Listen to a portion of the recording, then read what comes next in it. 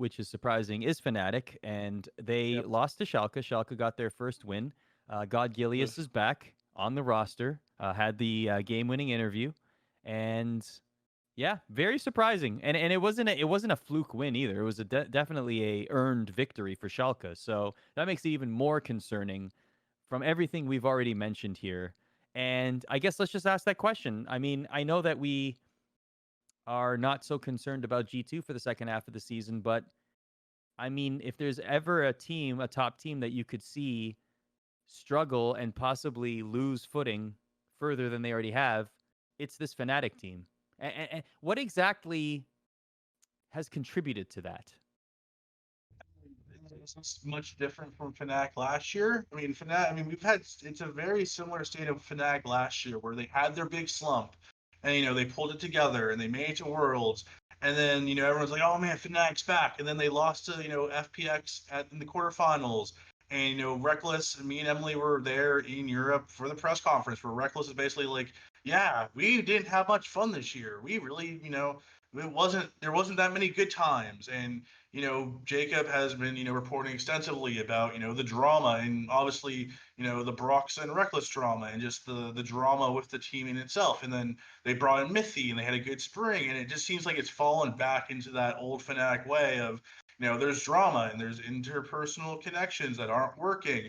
And I still believe that they'll work it out and they will figure out what to do, and they will make Worlds, and they probably will do pretty well at Worlds.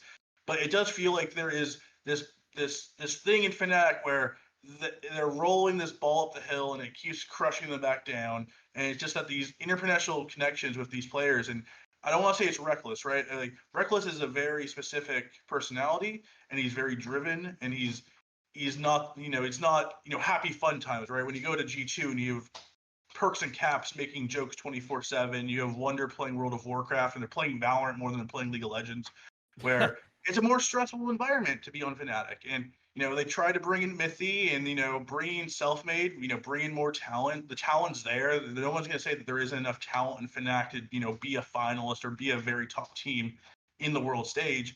It just feels like there's something missing chemistry wise for this team, and it's been lacking there for a long time. And it feels like Fnatic's always had like this missing link that could take them over the top. They were so close at Worlds 2 years ago in the finals versus IG. A lot of people predicted them to actually win the World Championship, and then they got smoked by IG. And since then, it just feels like there's something missing with this team. I think the big thing for Fnatic, for me, comparing them to their struggles last year, is that they've already lost more games this summer than they did last summer. And I guess the worrying thing for me from Fnatic is that now we're starting to see even like say what you want about Hylissang's performances, but I think it was kind of universally accepted that like Hylissang was really good with initiators. He was really good when he was out of lane and roaming. And maybe struggled a bit more in lane, but was really consistent in his strengths and weaknesses, right? And I think now we're starting to see him be a lot more inconsistent, even outside of like the parameters that we previously discussed.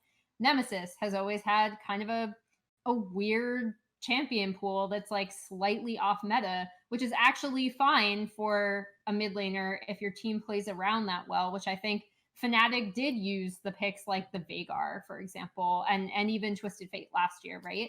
But we're not seeing him perform as well on those picks this year, specifically Twisted Fate, which is supposed to be, again, something that was permabanned against him last year. And I know I've brought this up several times, but like, I'm not singling Nemesis out, I'm not singling Hylissang out. We already talked about Bwipo before, but I think previously there were kind of like established parameters for inconsistency with some of these players, right? Where the team would find ways to get around it or make the most of their strengths in light of their weaknesses. And that's not happening on current Fnatic. And I don't know if there is like an internal schism on the team or whatever, but whatever's going on, the continued losses and even like the win they had this week was really shaky. And it would not, if I was on that team, it would not instill confidence in me if I'm a player on that roster, right? So yeah, I mean, I have no idea what's going on internally, but in game, I think what we're seeing is a lot more inconsistency from players that we previously had like very set ideas of like strengths and weaknesses that they had.